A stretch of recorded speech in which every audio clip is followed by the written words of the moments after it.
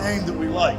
Joe, you won't believe what we found, man. We can travel around the world. We can have new homes. I know you want more. We can make things happen. We can make it a better world. Come on, Joe, get up. No response. There's 2 dates on there. There's a birth date and a death date. The interesting thing is between every one of those birth dates and death dates, every single one of them, there's a dash.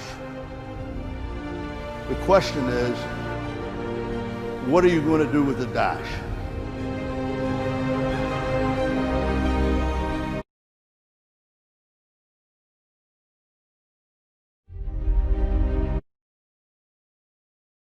All right. Well, good evening, everyone. I hope everybody is doing amazing. If you're on here joining us live, please go ahead and throw your name into the chat where you're joining us from. We always love to see where everyone is joining us from.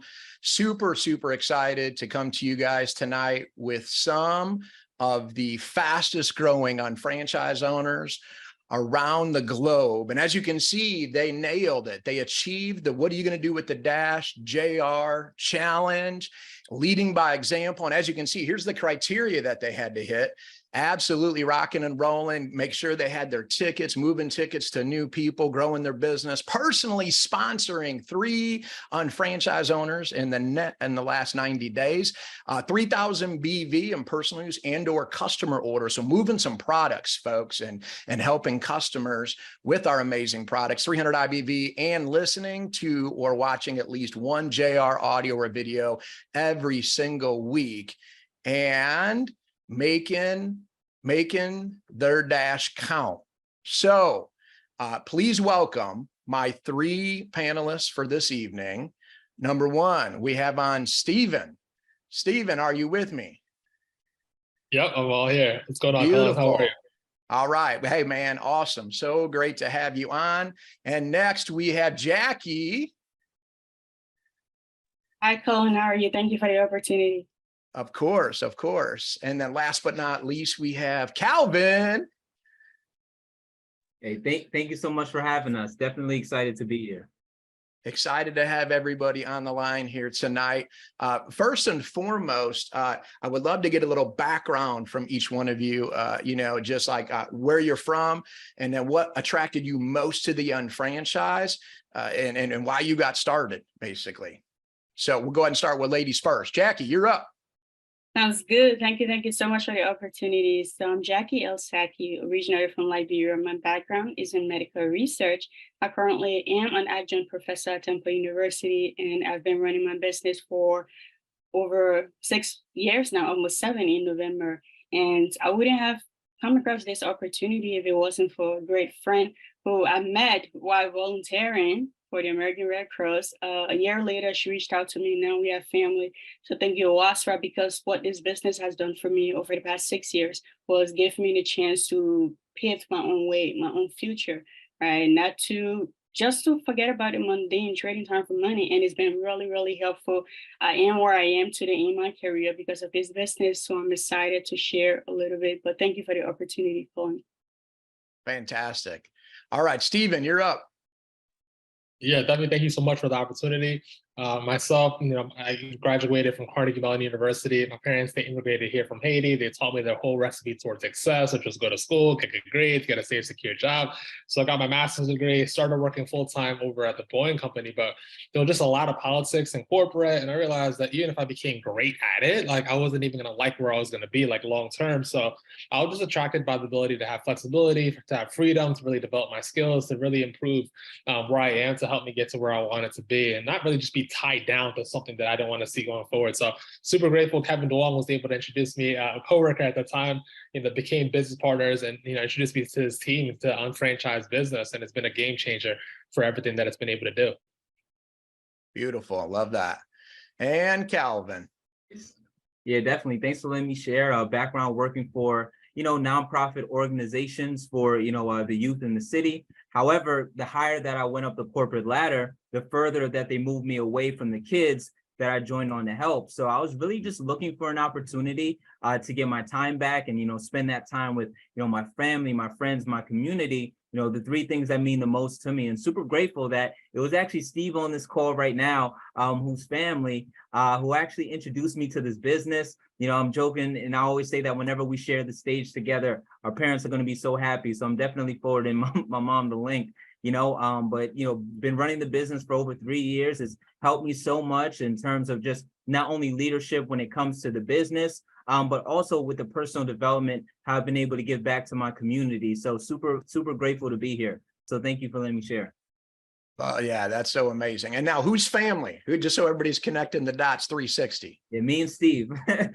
You and Steve. There you Yeah. go. You guys are cousins? Exactly. Man, I think it's awesome. I mean, look, I always joke with some of my friends and be like, man, I've helped strangers make, I don't know what you guys are waiting on. But Right, what you yeah. do with family where everybody's supporting each other, linking arms, how do we level up, right? I think it's amazing. Fantastic. Now, Jackie, we're going to jump back to you. Why did you make the commitment to go for the, what are you going to do with the Dash Challenge? Sounds good. For me, it's always about growth, honestly. But this was an opportunity we want to earn on JR. If you think about it, honestly, in the process of him creating his Dash, he was able to create something to give each and every one of us the opportunity. So this is an opportunity of a lifetime because, who knows, it might be the only Dash challenge. There might be multiple, but I know for a fact, I wanted to be part of the first people, the first group to qualify for the Dash challenge. One, to pay tribute, but two, to grow my team in the process. And it gave me the opportunity to lead by example, right? At the end of the day, it's ABC growth, right? You have to hit mastery of O, and this was an incredible opportunity to hit the sponsorship and the customer standpoint of everything. So that was my driving force, and I had to make goals. I had to be diligent. I had to be disciplined, and I had to be consistent and true to myself that I want to make it work. So great. All right, Stephen, let's go to you. Yeah, definitely. Honestly, first of all, anytime the company puts out a challenge, I've never seen it make your business go backwards, right? So like just first and foremost, I'm like, okay, there's a challenge in place. So I definitely want to go after it, whether it's a local challenge, chairman challenge, doesn't really matter. But in seeing this obviously had a higher level of significance. The fact that, J.R. Ridinger, who like sacrificed everything, been around the company 30 years, and just literally built the company, not only from the grassroots level, building the company, but the corporate side, just everything that he's had to deal with. And me understanding that one of the first audios that I've ever listened to that my mentors provided me was The Dash by JR. Like legitimately, we recommend that to all of our new partners within their first 1 to 2 weeks of training. It just has special significance. And when I saw that, I said to myself, I was like, all right, you have to hit it. You're going to have to go push. You're going to have to go through it, whatever the challenges may be, whether from an expansion standpoint, whether it be from a volume standpoint, like you have to do it because Jerry just says, like, you never really know what's going to happen at the end. You don't have little, basically introduction as to when you're going to be born into this world, but what are you going to do with the Dash? So I said to myself, I have to at least be able to look myself in the mirror and feel comfortable that I actually went all out and went for it just based off his name and everything that he's done for all of us. So it was an easy inspiration. I'm just grateful for everything he's been able to do. Beautiful, beautiful. Calvin. Yeah, for sure. So I'll be honest, a bit of the motivation was, chasing my mentors because, Steve and Jackie, they've hit the Chairman's Challenge in the past before. So, just like really following their example, I really love to go after challenges because it just gives you a reason to dig deep and to keep on pushing. Like, for example, just seeing them lead by example, that made me want to do more. And then so now I knew that by going after the Chairman's Challenge, now when I speak to my team, is speaking to them from a standpoint of, hey, I'm not just saying, let's go after this. So for my name to be up there, it's just such an honor, especially because, JR during his last convention, he laid it all out. I remember everyone saying that he spoke for hours longer than he was even supposed to. So, during his last convention, he laid it all out for us. And I remember, as far as magic moments, a few partners and I, we would always talk about how just amazing JR's, last segment was, where he just spoke about with so much conviction that he wanted all of us to dig deep and really make it happen. And I remember him calling on the leaders like, Elizabeth Weber and saying, let's do this one more time. So to be able to qualify for, you know, the Dash Challenge, like Jackie said, it being for the very first one was just such an amazing opportunity, because now for someone who was really calling all of the leaders to push on one more time and give it their all, to have my name associated with so many other great business partners who are also able to achieve it really means the world, because I believe everyone's digging a little deeper because of JR and because of, you know, what he means to us, and, you know, how he's touched us through the business and with this opportunity. So, you know, super grateful. Beautiful, beautiful. We're going to go back the opposite direction this time. So Calvin, you're going to kick it off. Any obstacles or any challenges come up? Because, you know, a lot of people, when they see somebody hit a challenge or hit a level with the company and they're doing great things, they just assume that, you know, your grass is perfectly manicured. You know, everything's done perfect and, like, you know, no obstacles ever. But was there anything where, like, man, I got to push on this. This is going to be maybe my biggest challenge, but I'm gonna overcome it. Anything like that for you? Yeah, 100%. So, you know, prior to, you know, the Dash Challenge, and I was at a slow point in my business where I want to say, you know, maybe I showed like 60 plans and didn't have a launch, right? You know, Steve would tell you, you know, because he really helps me out with my follow-up. So he was on those calls. So I was at a point where I really wasn't sponsoring like that. And then on top of that, retail has never been a strong suit of mine. But, you know, one of the things that everybody will always tell you in this business, it's not about what you're going through. It's about if you could continue to move forward, even at the times where your business isn't going amazing. How do you show up for your team? And that's another thing, you know, JR really taught, was to, you know, do something for something bigger than yourself. So I remember, though, even though mentally I was defeated, I still wanted to show the plan, and I still wanted to, you know, sell products on behalf of my team. So then they could at least see that I kept on going, even though it wasn't really producing the results I wanted. However, you know, obviously when you keep pushing and you keep pushing, and then you continue to listen to these JR audios and watch these JR videos, eventually the action pays off. So now all of a sudden I'm starting to heat up. And then once again, people see the Dash Challenge being hit, but they don't see like the 60, 70 rejections or the thousands of reach outs being done on social media that led up to this point. So if you're right now, you know, going for the Dash Challenge, or have gone for any challenges, but perhaps the fruit of your labor is not being shown, just know that you have to keep on pushing. And whoever you see accomplishing these challenges have gone through the same rut you have gone through as well. Fantastic. All right, Stephen, let's go to you. Yeah, definitely. Obviously, you know, a lot of times people see, you know, what's above the iceberg as opposed to like what's underneath across the board. So any challenge, any achievement always comes down to basically a daily method of operation, because we say all the time, it's not about what you can do in a day, but more so like, what is it that you do daily? So like, you know, being able to lock into the challenge, it was like, okay, what are going to be my action steps? Basically, what I can control? I can only control my attitude, and I can control my activity. So based off the belief level that was generated within the business, you know, we were able to kind of like come out of the leadership school event and have a lot of success in terms of like, you know, being able to partner with individuals, introduce individuals into the business. But one of the challenges was the actual volume component. Why? Because obviously it was the master UFO component multiplied by like basically 2 essentially, right? So 3,000, which was a little bit of a stretch, right? It was like 1,000 points per month, like, you know, and I'm like, wow, okay, that's great. It's doing what you need to do and a little bit more.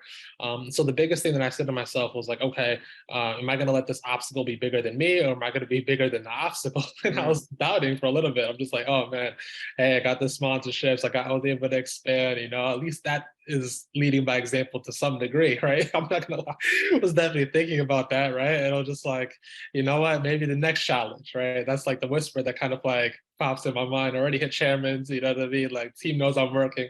So like the reason why I'm talking about all this is because we always have like these excuses, these doubts, these limiting beliefs that like creep in your mind no matter how experienced that you've been in. And then you just need to essentially, you know, squash it, right? And then I said to myself, okay, well, what are creative ways that I could actually create, you know, the volume, create the sales? And what I realized is that the person who has the most tools in the marketplace wins. So what I did was I basically provided catalogs of like literally all the layered jewelry for some of my customers to be able to pick out. And I said to them, hey, you know, you basically get one of these products. I'm actually going to add in a free skincare product. So it's going to really match in the beauty within your layered as well as the jewelry, because I want to creatively find a way to be able to increase volume, to be able to make sure that I hit the challenge. And so that was really it. And so again, like Calvin said, all about being able to lead by example, because, you know, the team is going to listen with their eyes, right? Not basically what it is that you say. So I knew I had to do whatever I need to do. And again, going back to what we said in the beginning with JR, right? It's like, what would he do with that dash? He would do anything to be, you know, living here today, and to have a problem of, you know, just trying to create a little bit extra volume. So who am I, you know, that's gonna, you know, kind of cower towards some of this obstacle? So I said that to myself, and then it really just followed the daily action steps of, you know, my rhythm and my routine towards the day, and good things happen, and we're able to overcome that obstacle, and here we are today. Fantastic. All right, Jackie. Yes, Stephen Collins said it perfectly. For me, one of the biggest obstacles, same as everyone, is discipline, right? Discipline.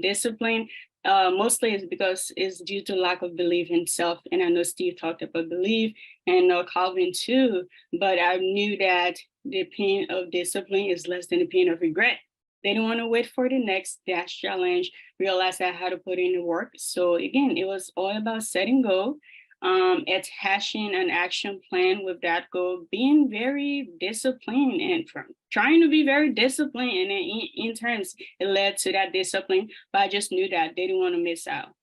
They didn't want to miss out. I had to stay close to my action. And like Steve said, this is the volume. It was more than Master UFO, almost within the time frame of Master UFO. So that was a stretch. So it was mostly being resourceful. We have a business where we have products and services. I needed to follow up with my customers. Those who were running out of, I needed to get it on hand to drop it at their houses instead of waiting for them to call me, right? I needed to follow up. And from an expansion standpoint, sponsorship, same thing, follow up. Most of the sponsorships for that qualified me for this challenge were people in my funnel for over 3 to 5 years ago.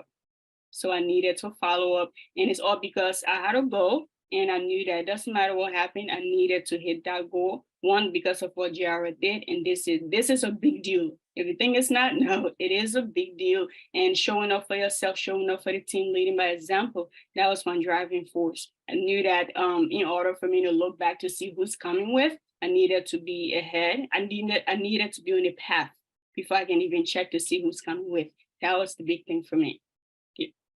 Fantastic. So now stay with you, Jackie. So I just could piggyback on what you were just sharing. So Stephen, when he was sharing, like, so what he did with the jewelry, for instance, right? Level that, I mean, unbelievable tip. So there's other people watching this right now. They're going to watch it and they're going to say, okay, what's the best tip? Was there anything you did from an approach standpoint that works hot, or, you know, was it a product approach? Was it a business approach? What's your wheelhouse that you're like, man, I'm really good at this part? What would that be? I dabble here and there, you know, a little bit of both. For a product standpoint, something that I did in the past in my business, and I know Steve is aware, and Calvin too, it still works. I leverage that. We have incredible products. I pick one product, you know, instead of going multiple products, pick one product, making that my target product. It's something that anyone can try. So an example, a big thing I do is with the mocha. I'm like, hey, could you help me out? Will you help me out? I'm just trying to get feedback from few people. You don't even have to reorder. I just need to get your feedback after you purchase this for one time. Right? That was pretty much that. You know, at one point there were multiple orders. I was even able to duplicate that with a couple of partners who were struggling with retail. And from the expansion standpoint, it's just revisiting, like, hey, I know it's been a couple of years since we last spoke. A lot has changed. I'm not sure if you are aware, but right now my whole goal is to help as many families as possible. Definitely might not be for you, but I love to connect and get you to revisit. And hopefully you might know someone who could benefit from this opportunity, because we are doing something big. And they read this stuff. Yes. And once they saw that, some of them were like, hey, you know, I can look into this for me. And that was it.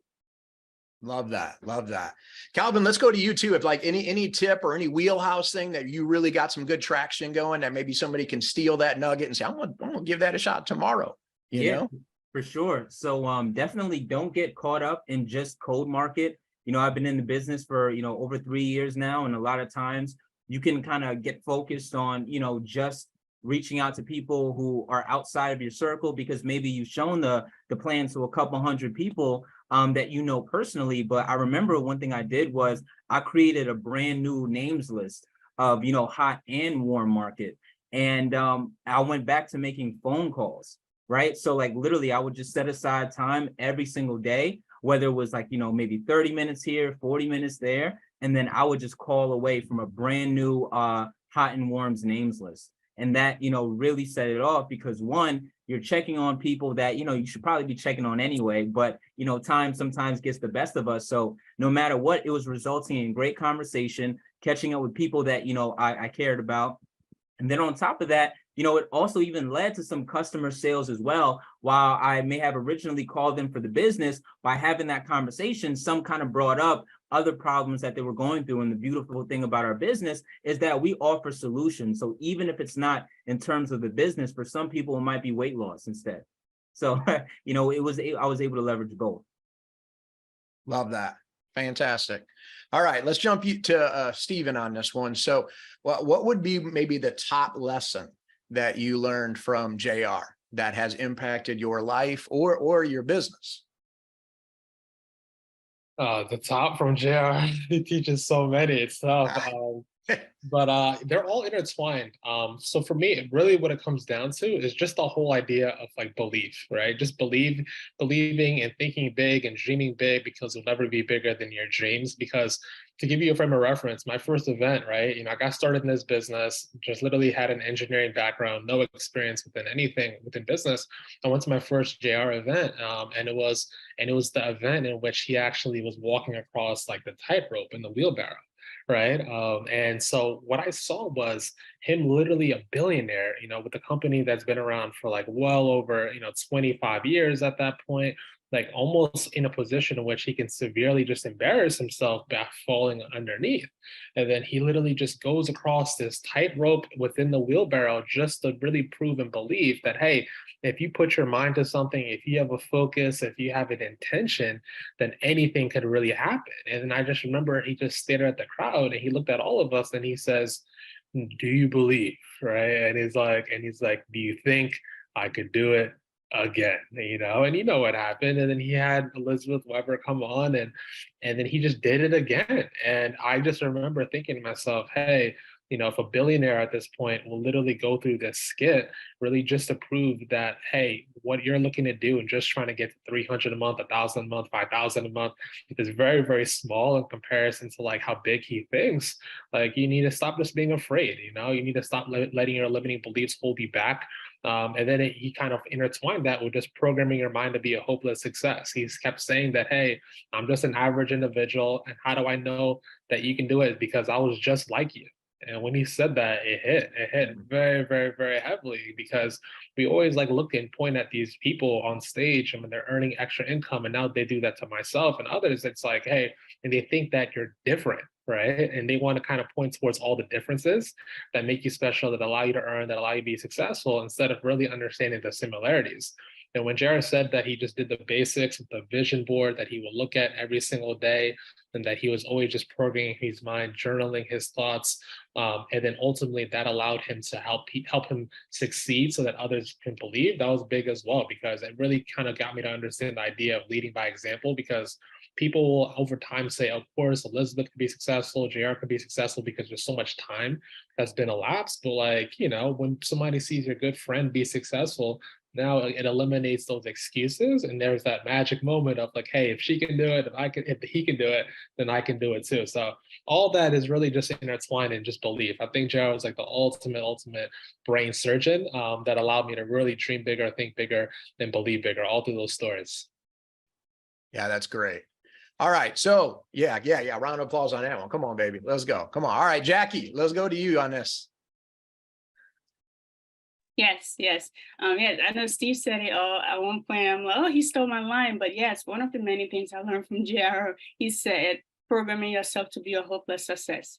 that was something like literally like changing your stinky thinking. It was something for me when I started. I was a 21-year-old college student, international student. I've been like refused everywhere in the world when it comes to the job field, but I was accepted in the market America. So that was a big deal for me. And then I realized that in life, most people are seeking to be part of something meaningful. You know, they want to do, they want things, they want to check all of the little boxes. So you want to contribute to a worthy cause. You want to be a supportive family member, have a strong ties with a religion, so on and so forth. But then early on, when I started this business, I realized that if one of those things are off, it's nothing else matters. Right, nothing else matter, because at one point you're gonna end up living in denial. You are trying to help. You are pretending to be there for everyone, but you are not. Right, you are cheating yourself and you are cheating them. Something that J.R.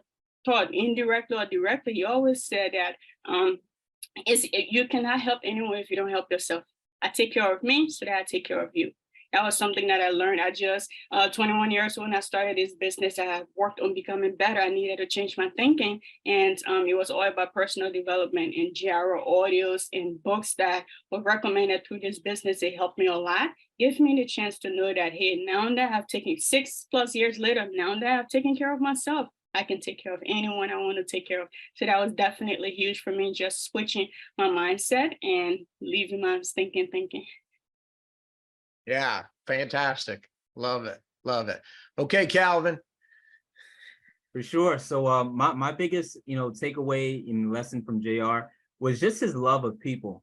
And I realized that all of my favorite JR audios were the ones where he would start crying. And he would start crying simply because of how much he cared about people.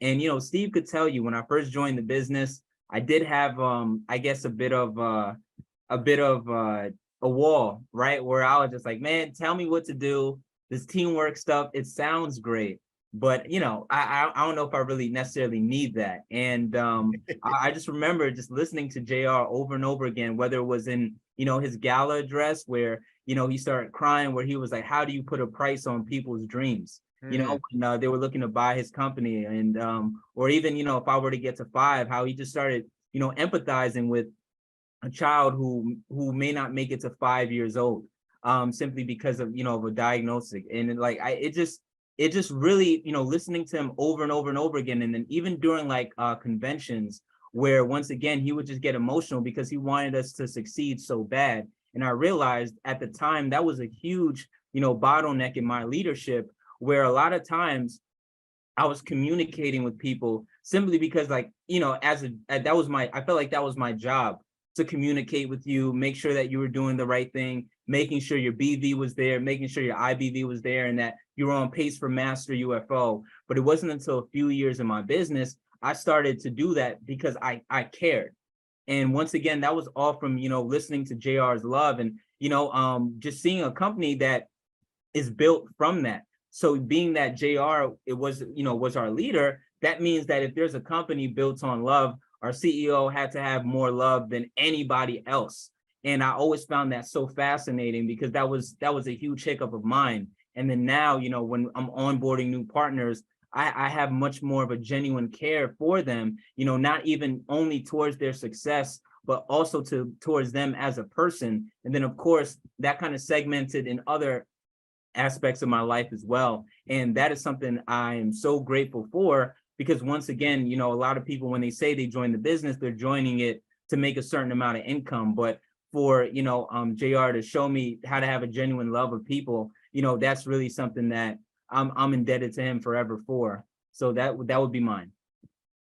Man, 3 amazing ones. It's absolutely amazing to know that JR built this thing from the ground up, right out of his own house, just like he would ask any one of us to do as well, right? Always, like you guys are saying, always leading by example, never asking any one of us to do something he didn't lead first with and make it happen as an entrepreneur, so it's fantastic. Jackie, we're gonna do this last question with you, so we come in for a landing. So we have international convention coming up, Icon 2023, and people are probably wondering, is Jackie going? No, they're not wondering that. They know you're all in on it, so you're all in on it, but why should they be all in on it? What was the magic moment for you in attending one of our major events like Icon?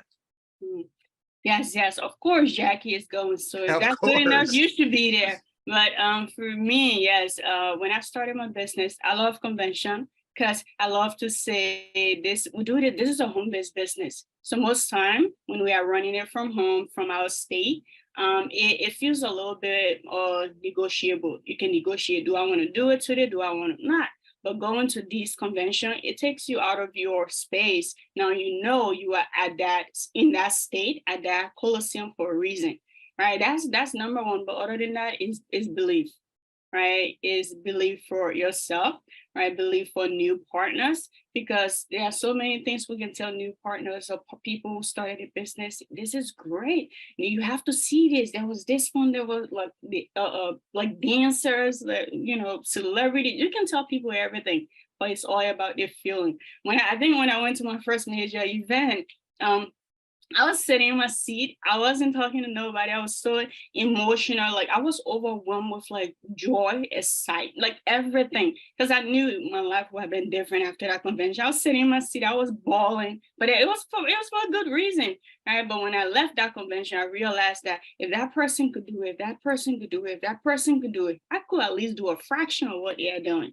That was the whole thing for me, honestly. And just understanding that this is the business, the convention. This is the business. You can do everything you can do from home, but going to this event, these are our working hours, right? This is the best way for you to work the business if you expect to yield the result that you want to get out of it, honestly.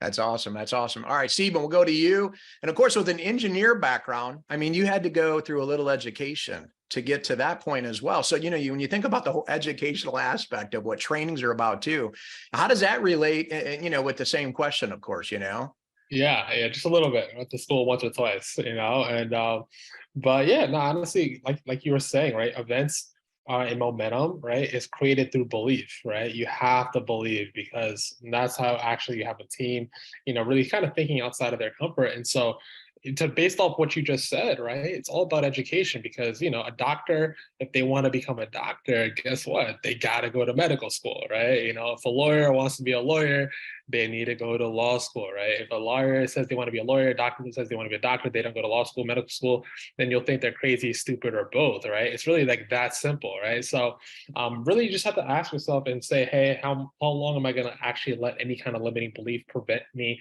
from actually, unlocking my potential and getting to where I want to go? Like, how long are you going to let a lack of time, prevent you from making the best decisions for yourself? Because with our business, with this unfranchised concept, like where else can you make this kind of amount of money, have the type of time freedom, be able to help the amount of people we can help from a health standpoint, from a wealth standpoint, from a personal development standpoint, where it's like now you're able to transform and you're able to grow in so many different areas and components for your life, right? To being able to 10x, it's like, again, you have to get that belief. And so I'm a big believer, right? It's like essentially major decisions are like made at major events, like point blank, period, like end of story. And so like as business builders, we're a facilitator of major decisions, and we can't play God towards anybody, but these events and what the corporate team is able to do, what everything has been able to lay out, it does so much of the work for you, where literally in 3 days, you can literally have 6 months to 8 months of effort. And so like, where else are you going to really get that? And so when you understand that, Icon is 1000% the place to be. Go all out. It's going to be the best event of the year by far. Yeah, nailed that. Way to go. All right. So last but not least, Calvin, Icon, what was the magic moment for you when you went to a major event? Yeah, for sure. So first and foremost, super grateful that Steve put a ticket in my hand, and he made sure that I got a flight out to my very first event. And the reason why it's so important to attend Icon is because just because you have a business doesn't mean you're in the business, right? And the reason is we all have the same opportunity, but until you believe that you can actually obtain it, then you're not going to take the action necessary to actually be able to obtain it. And I know for myself, when I first started the business, I was in for months, but I didn't do anything. And it's because I saw the business on paper, but everyone will tell you, you're not really in Marketing America until it goes from your head to your heart. And I remember going to my first event, and it was actually, Kevin Duong, when Kevin Duong had shared his power profile, because Kevin is somebody that I had worked with, alongside Steve when building my business. And when he spoke on convention, he mentioned building the dam before you need it. And that resonated with me so much, because a lot of people, we're building this business, whether it's for our parents or whether it's for a family member. And guess what? Time is ticking, right? Ironic enough with, JR's, Dash Challenge, the reason why we're all here, but how much time really, do the people that we're doing this for have left? And for me, I'm going to these events and hearing Kevin's story lit such a fire under me, because in reality, how much longer do we have?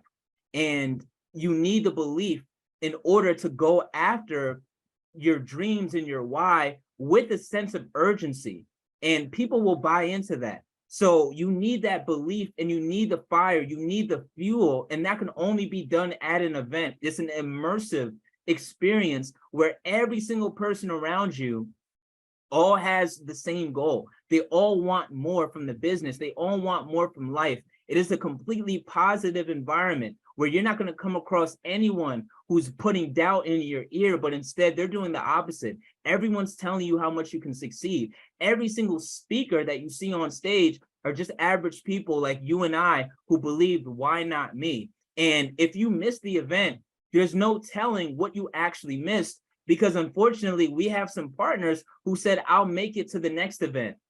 And it was the last event that you could have saw Dennis, right? Some people said, I'll make it to the next event. And it was the last event that they could have saw JR, right? So my last push to everyone is, why not finish this year off as strong as possible? Our company does so much for us. The corporate team does so much for us. They pour out every resource that they have to make sure that this is the best event possible from the perspective of your education and your belief.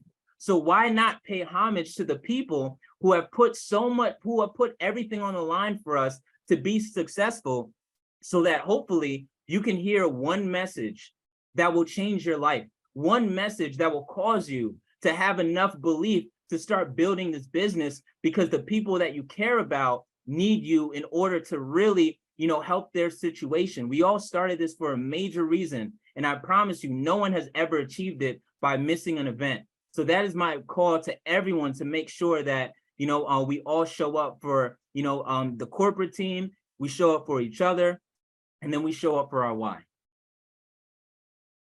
Beautifully said.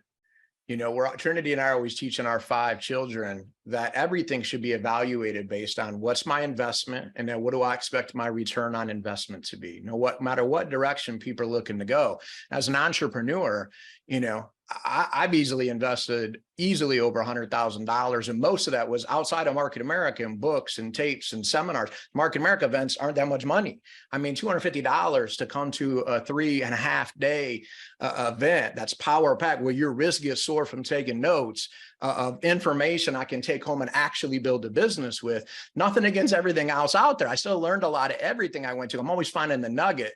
But at the end of the day, man, to have $250 investment, had that back in my pocket like a week later, right? That's what you got to think about things, is how am I going to double up, triple up, quadruple up? Most people spending $10,000, $50,000, $200,000 on a college education. I'm a fan if it's helping that person level up. What's the return on investment? When we look at Market America, the unfranchised, right? Same kind of concept, but it's a very small investment to, double up, triple up. You got to put things in perspective. Well, listen, you guys have been absolutely amazing guests on here tonight. Jackie, Calvin, Stephen, way to go. Way to lead by example, way to lead with your hearts out there, blessing people, helping people so they can turn their lives up to the next level. And we're going to close this out with a short video for everybody to watch. And I hope everybody scan that QR code, get with the person who invited you, see if they've got an extra ticket. But no matter what, at the very least, scan the code and get your own ticket and commit to be at International Convention. Is going to be absolutely incredible. Thank you guys for being on with me live.